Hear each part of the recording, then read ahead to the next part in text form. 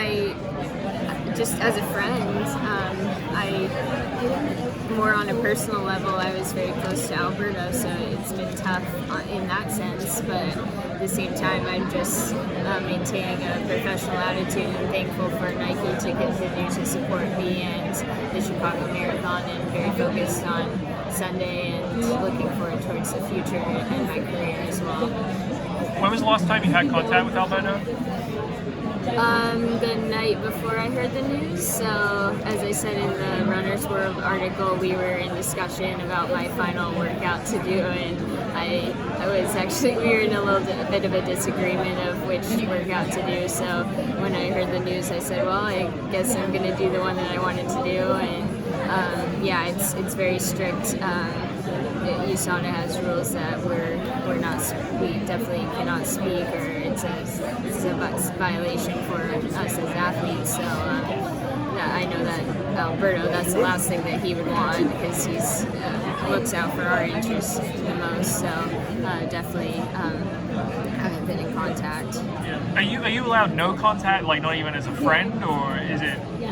Do you know what the rule is? I'm not sure moving forward how that's going to work, but so far it's just been nothing, just because it's still a little bit unclear to us what can be allowed and what not, so we're just totally... How difficult has that been for you?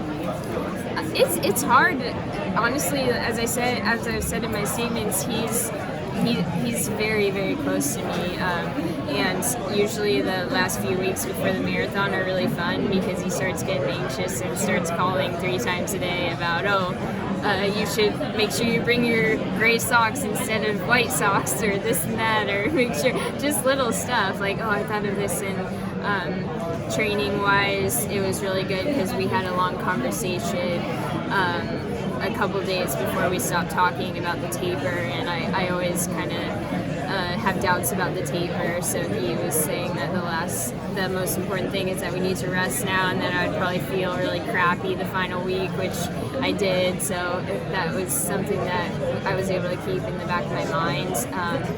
And yeah, just little tidbits, but I've learned so much in my time with the Oregon Project, so I'm real thankful for that. And there was nothing the last couple weeks training wise where I had a question about. I pretty much was dialed in, knew what I needed to do mileage wise and workout wise. So in that sense, I've been doing this long enough that I'm pretty much am able to coach myself. I know what works for my body, know what kind of mileage I need, but just in the sense of having that mentorship there and that friendship, and those last moments of advice and excitement before the race, that's definitely been tough. I really miss that. Have you taken advisement from anyone else, or has it just been coaching yourself the last couple of weeks?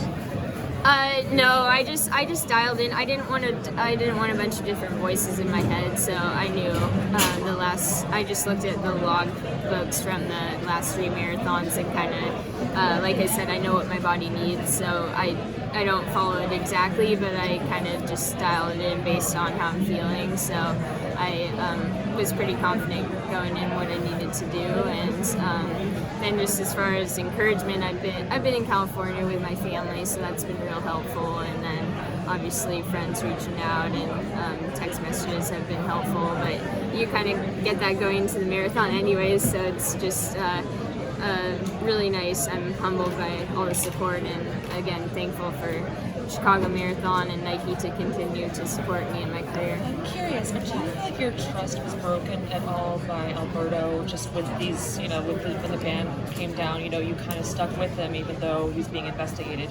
Do you feel personally hurt by this revelation? No, I don't feel personally hurt. As I've said before, I trust what I know and what I've seen, and I've never been offered anything or seen anything. And if that were to happen, I would have left long ago. So that's what I stick to. What was your reaction to Mark Parker saying he's going to shut down the Oregon Project? We just heard out about that yesterday, as all of you did, and wasn't sure what way it was going to go. And to be honest, I kind of already I issued my statement. I did an article a few days ago, and now I've gotten to Chicago, and I've been really laser focused on the race. So that was unfortunate news, but I don't know if it was to be expected, but it is what it is, and I'll probably reflect more on it after Sunday. But right now, I just take it as it is and move on. Do you think it was the right decision, though? I honestly haven't thought yes or no. I'll need to reflect more next week.